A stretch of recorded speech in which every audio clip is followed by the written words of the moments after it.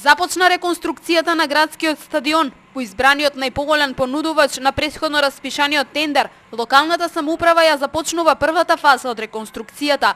Истата треба да заврши за 40 на дена, а градоначалникот Чудиев се надева дека изведувачот ќе го запази договорениот рок. Тоа е токму продолжение на што го потпишавме на почетокот пред на мојот мандат со Фудбалската федерација на Македонија и УЕФА за донирање на вештачка трава од втора категорија. Тоа значи дека неколку градови во Македонија ќе добијат вештачка трава за нивните стадиони, меѓутоа нашата вештачка трава што треба да добиеме е од највисока категорија, односно трава со 2 звездици. Таа трава ќе кошта околу 12 милиона денари. Нејзината вредност, додека вредноста на изведбата на овој проект по објавениот завршен тендер е негде околу 4 милиона и 800 илјади. Следната фаза од реконструкцијата ќе се извршува согласно договорот кој локалната самоуправа го потпиша со Фудбалската федерација. Ќе се отстранат старите и деградирани дрва позади трибината, но ќе се санира и потполно разурнатиот зид, кој долго време представува опасност за посетителите на стадионот. Вршуваме дел по дел. Тоа значи дека ќе бидат отстранети и дрвето, од другата страна на што можете да видите на трибината, ќе биде направена нова трибина, не голема, складна трибина за потребите толку како што се потребите на градот Велес, ќе биде реконструирана и трибината што е одма под просториите, како и просториите ќе бидат санирани. Истовремено сите оние опасни делови што се на стадионот што представуваат опасност ќе бидат отстранети, значи ќе бидат зидовите отстранети и ќе имаме ново идејно решение на кој начин ќе биде затворен фудбалското игралиште. Инаку, почетокот на реконструкцијата на стадионот беше предвидена за следната година. Граѓаните и спортистите многу пати досега реагираа за неговата очајна состојба, но локалната самоуправа чекаше официјално да ја превзеде сопственоста на стадионот.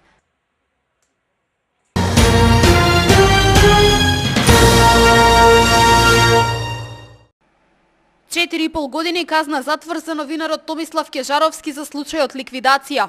Обвинет е за неовластено давање информации за загрозен сведок. Кривичниот суд денеска им изрече казни на останатите инволвирани во случајот ликвидација.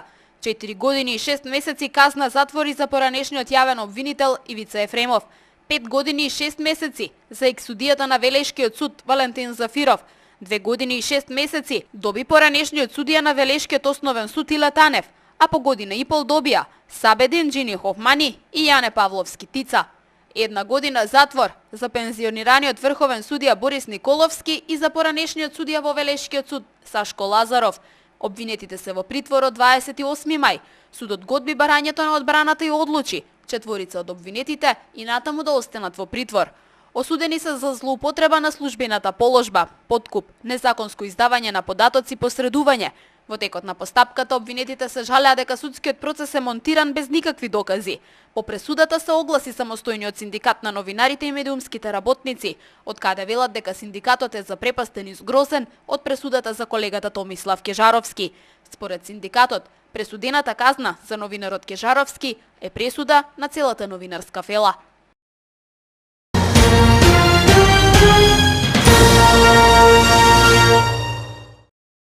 Срце полно љубов и поддршка е насловот на хуманитарната акција која ја започнува Сдруженијето за човекови права и демократија 46664. Акцијата представува продолжение на успешната соработка со детската градинка Димче Мирчев, каде преку хуманитарни акции беа собрани средства за отворање на спортска игрална. Овој пат ќе се собираа средства за лекување на вработена во градинката, која се соочува со сериозен здравствен проблем.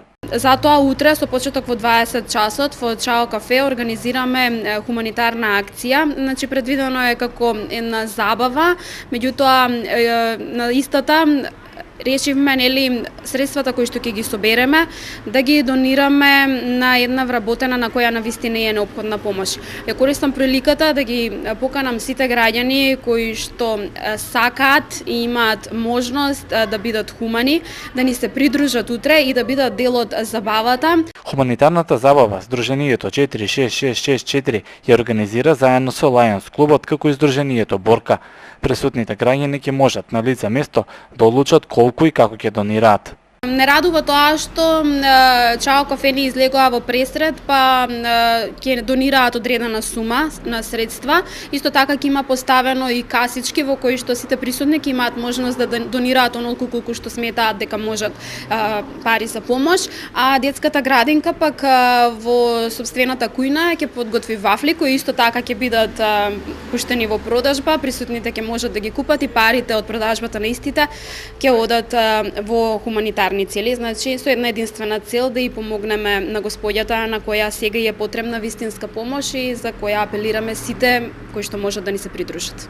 На забавата која утре во Чао кафе има закажан почеток во 20 часот. Присутните гости ќе ги забавуваат R&B Brothers и Петар Штериов.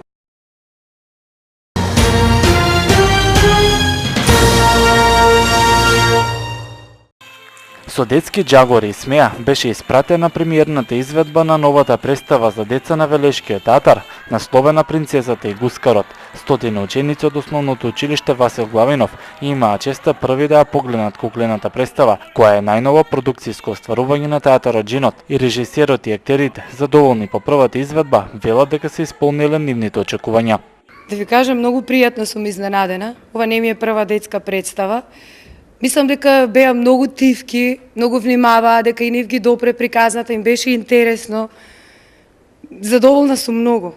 Задоволна и среќна, навистина да толку деца да успееш да ги смириш. Се разбира, имаа мали реакции кои што и потребни се за ваквите представи. Задоволна сум. Не смееме да заборавиме дека благодарение на Велешкиот театар и специјално на раководството на Велешкиот театар, која што овозможи да се направи една ваква марионетска представа и полека да се образува публиката и во еден таков сектор кој што е се театар но е малку поспецифичен. Ова е за прв пат во Велешкиот театар да се работи куклена представа со употреба на марионети. Токму поради ова, актерската екипа која стои зад марионетите во состав Кети Борисовска, Самуил Стојановски, Жарко Спасовски, Славица Манаскова и Марија Стефановска сметаа дека представата може да биде доста интересна и за повозрастната публика. Предпоставувам дека меѓу нив кои ќе си кажат на училиште дека ќе порасне интересот и дека и тие што беа ќе доаѓаат повторно.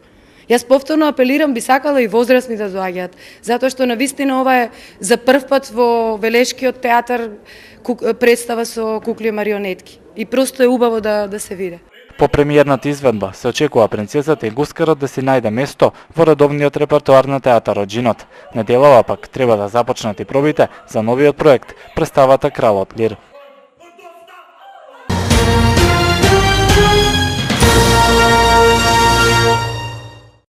11-тото издание на Стрип Салон во организација на Стрип Центарот на Македонија од Велес во петокот ги собра сите љубители на стрипот.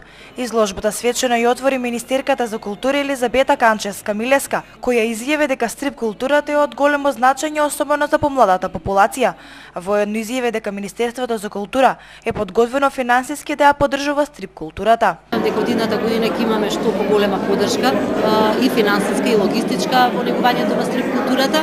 Разговаравме за една друга идеја која што ја размислувавме во Министерството за култура, значи покрај поддршката значи на творците кои што работат на македонски јазик во делот на стрип културата. Разговаравме и за еден проект за откуп на авторски права во превод на голем број на стрипови на Загор, Блек, кои што нели и израснавме со нив. На 11-тиот салон на стрип беше доделено признание за развој и афирмација на македонскиот стрип Јупчо Филипов, на Оливер Ромевски, кој е автор на Ел Македонеро, Супер Тоше и Ловец на души. Конечно го затворивме кругот не само со оваа награда кон мене, него го затворивме кругот на еден пат на македонскиот стрип и сега веќе треба да одиме нагоре. Само една работа ќе кажам. Значи Франција годишно заработува повеќе од Астерикс и Обеликс отколку што заработуваат сите балкански држави од црната металургија. Градоначалникот Славчо Чадиев на петочната изложба на стрип изјави дека локалната самоуправа и понатаму ќе продолжи да ги поддржува младите творци на стрип уметноста. Задоволство може да кажам дека многу млади деца, околу 20 на деца, одат во школото за стрип. Истовремено војуваме известни средства во рамките на можностите финансиски и поддржуваме сите овие активности. Задоволство е да се види ова што можеме вечера да го видиме. Доказ дека се шири стрип уметноста во Македонија е младиот стрип творец Јосиф Гочев, кој веќе една година се занимава со цртање на стрипови. Како мал гледав цртање, кога ми кажа дека тие се правени според стрипови, тета најде на интернет и ми се свида стрипот и почнав да читам стрипови. 2 години подоцна го запознав Батодиме и почнав да цртам и јас стрипот. Воедно, новогодишниот салон на стрип од вкупно 164 учесници на меѓународниот конкурс Златен стрип, бугаринот Даниел Атанасов е добитник на првата награда за стрипот Бонзаи. И на годишниот салон се промовираше и стрип книгата Александар Македонски Лавот од Македон.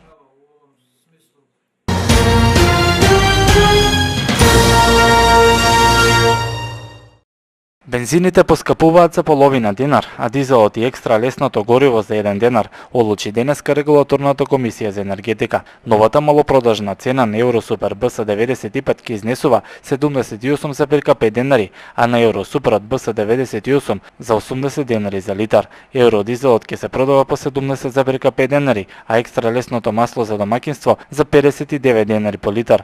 Малопродажната цена на мазотот М1 НС се намалува и ќе изнесува 40,535 денари за килограм.